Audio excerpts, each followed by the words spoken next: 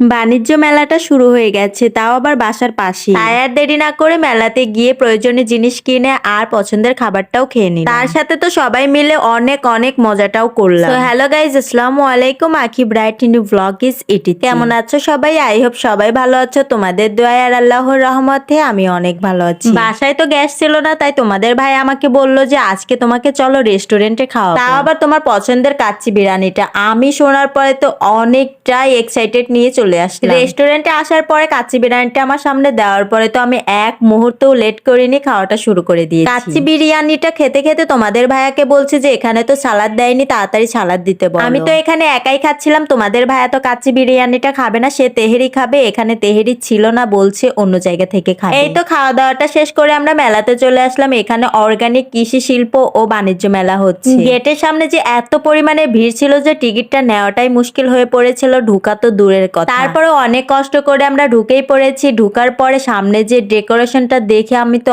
অনেক ফিদা হয়ে গেছি। এখানকার আয়োজনগুলো অনেক অনেক সুন্দর ছিল। এটার লোকেশন সাভার গ্যান্ডা বালুর মাঠ। তোমরা যদি কেউ আসতে চাও তাহলে আমাকে নক দিও, একসাথে এই মেলাতে ঘোরাঘুরি করব। একটু আগে যে হাই দিয়েছে ওইটা তোমাদের ভাইয়ার ফ্রেন্ড আমাদের বাসায় আসছিল, তাই তাকে আমরা মেলাতে নিয়ে আসছি। মেলাতে আসতে আসতে তো সন্ধ্যা লেগে গেছে, তবে সন্ধ্যার সময় মেলায় এসে তো আরো বেশি ভালো লাগছে সবকিছু দেখতে। আর আজকে তো শুক্রবার ছিল, তাই এত পরিমাণে ভিড়ের কারণে তো ভালোভাবে হাঁটা চলা করাও যাচ্ছিল না। এখানে দেখো বাচ্চাদের খেলা করার জন্য কত সুন্দর একটা সুইমিং পুল বানিয়েছে। এইটা দেখার পর তো আমার মনটাও চাচ্ছিল যে আমিও খেলা করি, তবে বড়দের তো এলাও নেই, তাই আর যাওয়া হলো। এই লোকটা সবজি কোচানো, পেঁয়াজ মরিচ সবকিছুই কাটা যায় এই মেশিনের বিষয়ে অনেক কিছু বলছিল। মেশিনের দামটা ছিল 600 টাকা, তবে ওইটা আনা হয়নি। সবকিছু কিনতে কিনতে তো টাকাটাই শেষ হয়ে গেছে, তবে আমি কিন্তু অপ্রয়োজনীয় জিনিস কিনিনি, প্রয়োজনীয় জিনিসগুলাই কিনে নিয়ে এসেছি। ফার্স্টে ননস্টিকের একটা খুন কিনেছি। এই খুনটা কিনে আমি সব থেকে ঠকেছি, একদমই ভালো ছিল না, গলে গলে পড়ে যেত। তারপর তোমাদের ভাইয়ের পছন্দের একটা 3 পিস কিনেছি। এই জীবনের প্রথমবার তোমাদের ভাই আমাকে পছন্দ করে কোনো কিছু কিনে দিল। তাছাড়া তো তোমাদের ভাইয়ের সাথে কোনো কিছু কেনাকাটা করতে গেলে সে পছন্দই করতে পারে না, আমাকে বলে যে তুমিই পছন্দ করে দাও। তোমাদের ভাইয়ের সবকিছু আমাকেই পছন্দ করে কিনতে হয়। আর এই যে আর একটা 3 পিস দেখতে পাচ্ছ,